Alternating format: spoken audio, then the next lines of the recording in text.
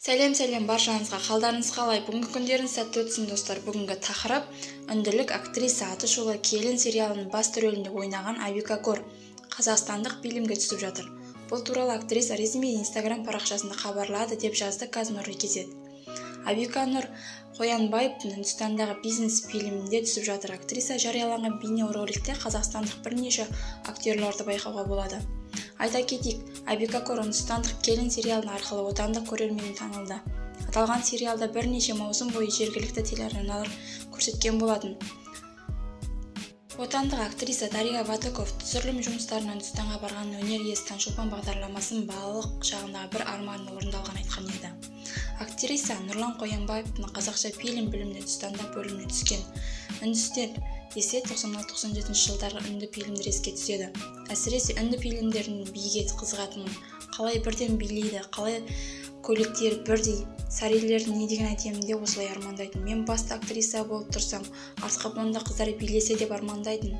Сол арманым орындалды дейді. Түсім сияқты болды. Мұны әлі ешкімге айтпадым. Фильм шыққан кезде барлығы тамашалаймыз, деді Батуков. Естеріңізге сала кетейік, осыған дейін Дарига Батуков әлеуметтік желіде оқырмандардың бір арманын орындалған айтып көпшілікті қызықтырып қойған болатын. Нұрлан Қоянбаевтың қазақша бизнес картинасы кезекті бөлім Үндістанда түсірілуде. Көзі қарақты көрермен аталық фильмнің сүйікті кейіпкері көралдық. Дәл қазір Нұрлан Қоянбаев, Дарига Батуков, Жан Байжанов, Рамазан Амантай және өзге де актерлер Үндістанда түсірілім алаңында жүр, деп хабарлайды Стан.kz ақпарат агенттігі.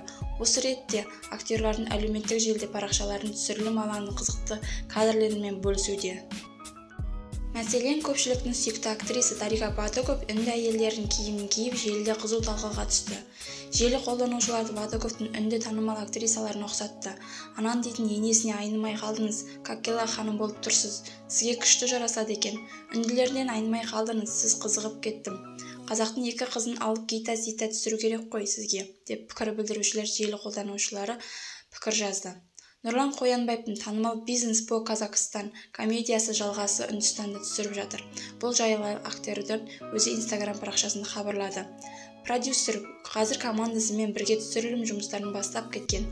Құрметті киносүйер қауым, қазақ киносы, қазақ комедиясы Үндістанда Болливудта. Киноның режиссері Анбор Матчанов, деді Нұрлан Қоянбаев.